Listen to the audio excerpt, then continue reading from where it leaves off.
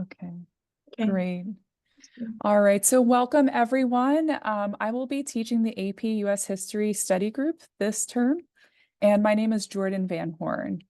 The way that I'm going to organize this short talk about the class is I'm going to give a little bit of background about myself as a teacher. Then I'm going to introduce you to the class, and then finally I'll save some time at the end of this little presentation for any questions that you might have. A little bit about me. I have over 10 years of AP history teaching experience. I took AP history classes when I was a high school student, and I got fives on my AP US history exam and also my AP World exam. I have had over 10 years of history teaching experience, specifically focusing on the APs, and I've helped a lot of students achieve fives on their tests. And I have tutored AP US History, AP World, AP Euro, and AP Gov. I've taught students individually one-on-one. I've done small groups, and I've also done big classes. I've been working with Ivymind since 2016. It's been a really great experience, and the students are really fantastic. And in addition to teaching AP history, I also mentor students in a number of history competitions, including the National History Day competition and also the John Locke essay competitions in the history category. And for National History Day, I'm pretty involved in that. I've been a judge in National History Day. I've done state judging, I've done international affiliate judging, and I've also done national judging. So this year I'll be judging again at nationals at the University of Maryland. This is my contact information. If anyone has any questions about the class or about me, I have my email here, and I also have my WeChat ID. Okay, so about the class. This is a really great class. We are almost at the point where students will be studying very busily for the final exam, for the AP exam. This year, the AP exam is going to be May 10th. And this class is perfectly positioned to help you study and prepare for that exam. So the purpose of this course is really going to get you to practice for that exam and to arrive on test day totally prepared. So this class is going to be a class where I'll give you tests, sample tests that mimic the actual AP US history exam ahead of time. You will do those tests for homework, and then during our class sessions, we will talk about the answers. And in talking about the answers, you will be practicing the kind of test-taking strategies that you'll do on exam day. You'll be identifying any gaps in your knowledge. This is super important because you don't know what you don't know, and class is a great way to figure out where the gaps are in your knowledge and to make those important connections before test day. This class is also an opportunity for you to simplify and connect concepts, especially as it relates to some of the history skills that you'll need to do on the exam. There's a lot of simplification, summarization that you need to do in order to do the writing sections on the AP history exam.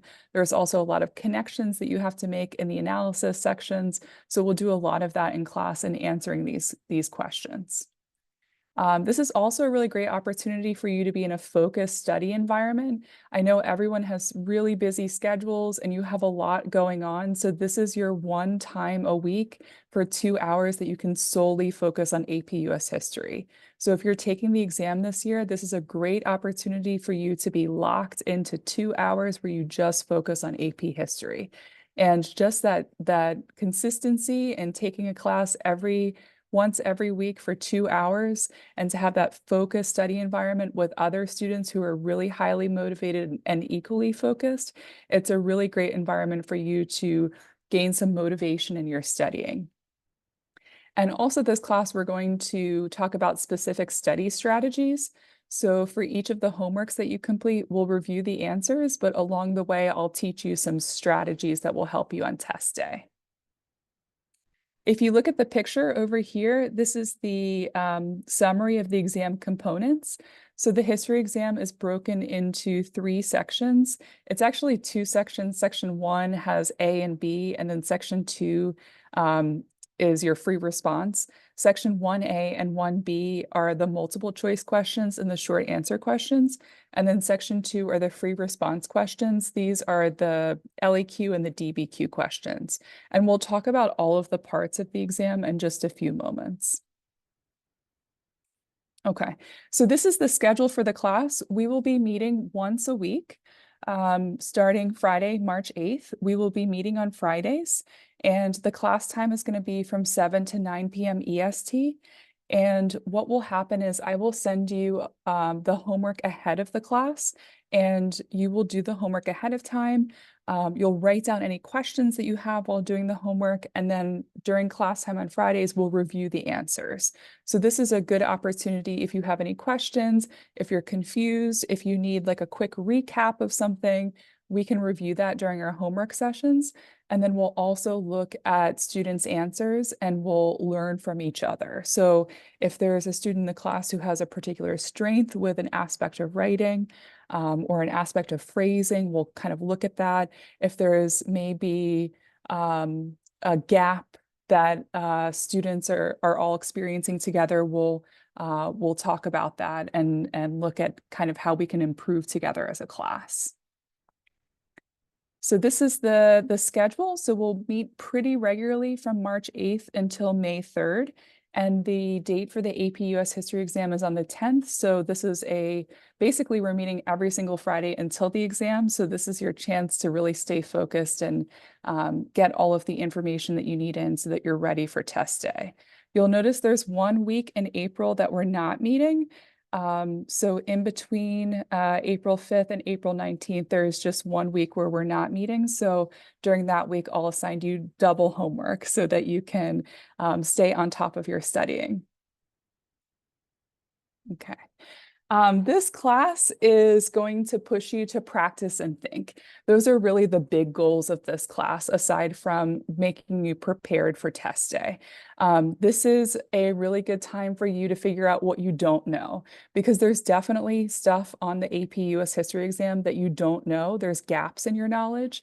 With all of the AP history exams, there's a massive amount of content, especially for the AP US History exam. It's very, very detailed, very in-depth, rich content that you have to memorize. So you probably have experienced this where you might study something in the beginning of the year and you might know that material for the test, and then you take the test and all of that information leaves your brain and you kind of have fragments of maybe that topic or that time period, but there might be some gaps. This is going to be the class that we can kind of bridge all of that and help you really have a really solid understanding of the content so that you're ready for test day. The test moves quickly, so you have to learn how to be a master of the content so you can be very efficient when you answer. Especially when it comes to the free response questions, you want to be as quick as possible. So our goal in this class is to review all the content, to make sure that you arrive for each of the sessions really on top of the content that we're going to focus on, so that everyone can do their best in the class and be in a good position to understand each of the units that are covered on the exam. This is also a great opportunity to get individualized feedback on your writing. There might be some of you in this class that are taking AP US History with your school, and that's great. Your teacher probably gives you some feedback already on your writing. There might be some students in this class who are studying AP US History on their own. So for the students who are doing that solo and taking this class, this is a great chance for you to get that individualized feedback. So when you're doing some practice that's as subjective as writing, it's hard to get an estimated score on your writing unless you have a teacher. So I will be your teacher. I'll be the one that will be giving you that personalized feedback, especially on your writing. And the writing sections, we'll talk about that in more detail in a couple of slides. But I think that that's probably in this class where we're going to spend the majority of work. We'll go over the multiple choice questions. I think that these questions are a little bit more straightforward. So we'll probably spend a little bit of time on them. The multiple choice, we definitely have some strategies that we'll go over, but I think that writing is really where we're going to focus a lot of our attention. That tends to be the most challenging part of this exam. So we'll definitely go in depth to the writing so that everyone has a great structure and a great strategy going into test day. And in this class, all I ask is that you try your best and you work hard, that you come prepared, you ask questions when you don't understand. And the last part is really, really important. This is your time, this is your space to answer, to ask any questions that you have. And asking questions and kind of figuring out like what you know and what you don't know is really important for this exam.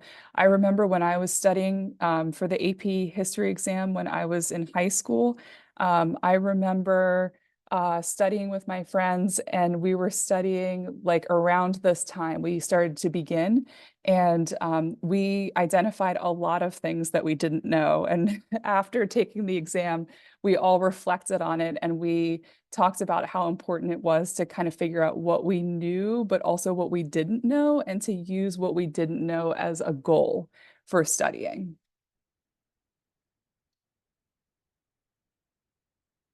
Okay, so there's a question. I'm going to save that question to the end.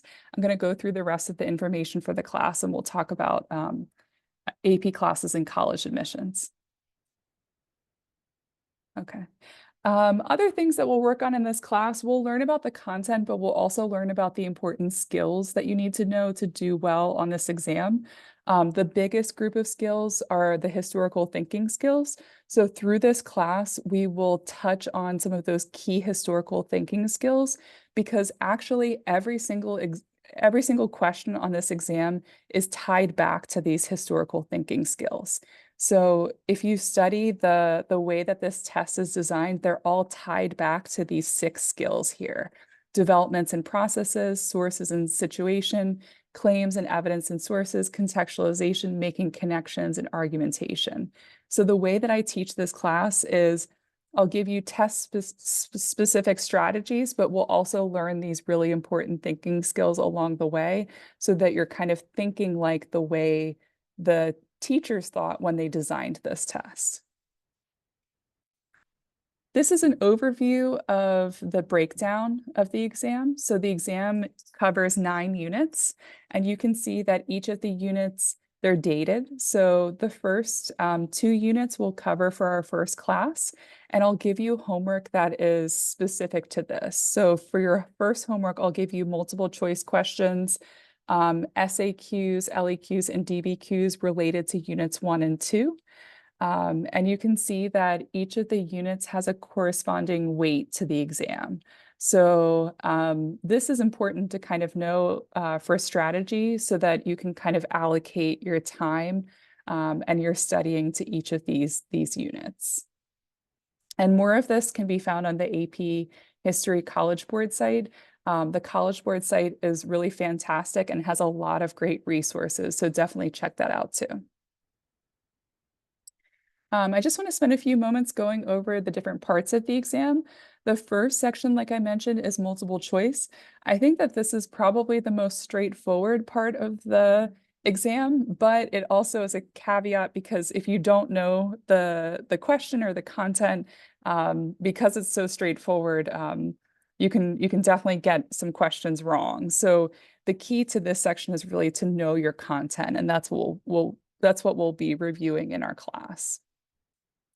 So this is more information about the multiple choice section. We have 55 questions, and you have to do this in 55 minutes. So estimate about 1 minute per question.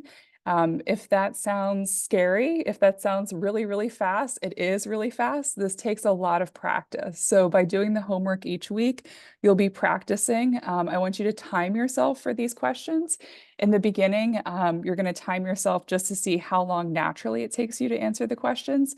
And then as we move through the different class sessions, beginning with class session 2, you're going to time yourself and try to actually achieve that goal of 1 minute per question. So this is about 40% of your score. And each of the questions for the multiple choice section are going to be tied to what's called a stimulus. So I'll show you what a stimulus could look like. The stimulus is basically some type of prompt that relates to each of the questions. You've probably seen this in other tests before, like the SAT or some other type of standardized test, but you'll have some type of stimulus. In this case, the stimulus is a graph. In this case, the stimulus is an excerpt.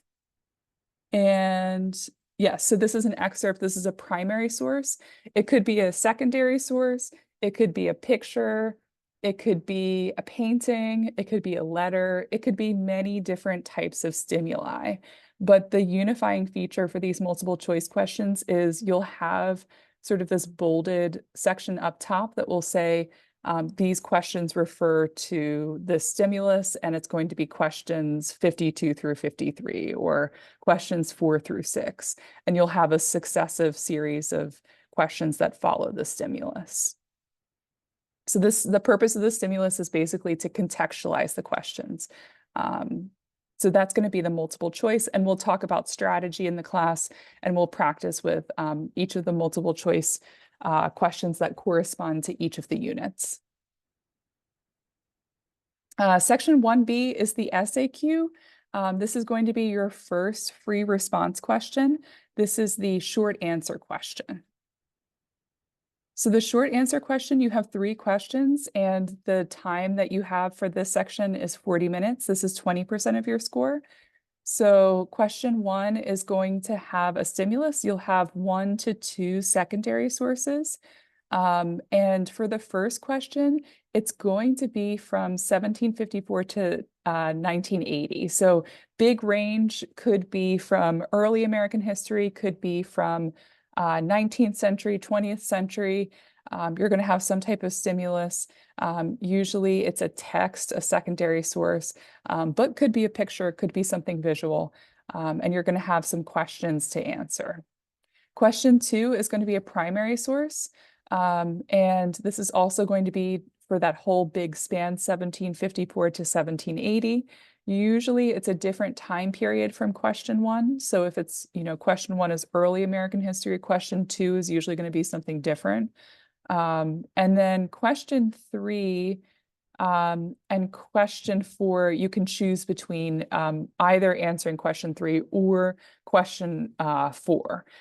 You can see that question 3 corresponds to some of the earlier dates, 1491 to 1877, and then question 4 corresponds to later dates. There's really no wrong way to choose. You just choose the question that you know more about, that you feel more comfortable with. Some students are really solid on some of the early historical content in AP history. Some of the students are better at some of the newer stuff. So it kind of depends, and depends on the question too. And for the short answer question, the response that you give is exactly what it sounds like. It's going to be a short answer. And what you're going to do is you're going to analyze the sources in each of the questions. You're going to describe what you see, and then you're going to make connections while answering the question. So this is an example of like a strategy that we might talk about in this class. So for example, for the short answer question, I like to use the ACE strategy. And this is a writing strategy so that you can have an answer that really clearly and succinctly answers the question. So ACE strategy is, first line is you just simply answer the question. So this question says, right, briefly explain one example of how contact between Native Americans and Europeans brought changes to Native American societies in the period 1492 to 1700. So that's a big question, and you have to just directly answer it according to the ACE strategy. C is going to be cite. You're going to bring in a specific piece of evidence. This is outside evidence. So based on this question, you can bring in like maybe one historical fact or piece of evidence that you know. And then E in the ACE strategy is expand. You try to make connections to the question. You try to make connections to maybe some other evidence that you know. So this is just kind of a preview of like a strategy that we might talk about in this class. There's lots of different strategies for different parts of the exam. For the short answer question, I think the ACE strategy is fantastic, and this is something that we would practice together in our class. Last section is section 2. This is going to be the DBQ and the LEQ. And the second section is probably the most challenging for students. So the first question that you have to do is the DBQ. This is one essay, it's 60 minutes. And what you do with the DBQ, it's pretty complex. So I'll show you an example of this. The second part of the exam is the LEQ. This is one essay and it's 40 minutes. So let me show you the DBQ. The DBQ and the LEQ are a little bit different. Actually, I shouldn't say a little bit different, a lot different. The DBQ, what you have is you'll be given a question. So for example, this sample that you're seeing says, evaluate the extent to which differing ideas of national identity shaped views of United States overseas expansion in the late 19th and early 20th centuries. So that's the question. And for this question, you'll be given 7 documents. You can see that these documents are a combination of primary sources, secondary sources. Some are speeches, some are newspaper articles, some are statements, excerpts from books. So lots of different kinds of texts that we're working with. And then the final document, document 7, is a political cartoon. So it could be a combination of many different types of sources. And your goal in the DBQ is first to read the question, to get an idea, and then to go through each of the documents and to interpret the documents. So some of the documents are going to contradict one another. Some of the documents are going to totally support your answer. Some of your documents are not going to support your answer. And then you might have some random documents that you have to make sense of and you have to find a connection for. So this is super challenging. Not only do you have to figure out what each of the documents means and analyze them accurately, you have to fit them all together into a coherent argument that answers the question. So this is a really complex task. And in the class, we will go through step by step a strategy to tackle this question. This is a huge question. It's really complex, and we'll go step by step through it so that you are very comfortable and you know exactly what you're doing on test day. There is an art, there is a structure, there is a strategy for answering this question, and we'll focus on this in the class. The last question is the LEQ. Compared to the DBQ, I think this was easier. I remember when I did this as a student, I thought the LEQ was way, way easier. So the LEQ is basically like the DBQ without the documents. So it stands for the long essay question, and it's exactly what it sounds like. It is a long essay. You have to choose one of the 3 questions. I think this is one aspect that maybe accounts for why students find it a little bit easier, the LEQ. And the LEQ, you get to choose your question. And you also don't have to use those documents to analyze. So you can basically use your own knowledge to answer the question. So you're going to bring in a lot of your outside knowledge. One of the questions is going to be from early history. One is going to be from 1865 to 1900. And then the third one is going to be from 1945 to 2000. So if you know kind of your specialty or like the area that you know most about, you're going to focus on that question. And maybe that's the one that you answer for LEQ. We will go over each of the rubrics in this class too, so that you understand like how the test is scored, especially the writing section. The rubrics for the DBQ and the LEQ, I think, are a little bit confusing. So we'll go through each of them and you'll become a master in understanding the test and the rubrics. Okay, so that was a lot of information in a very short period of time. Does anybody have any questions?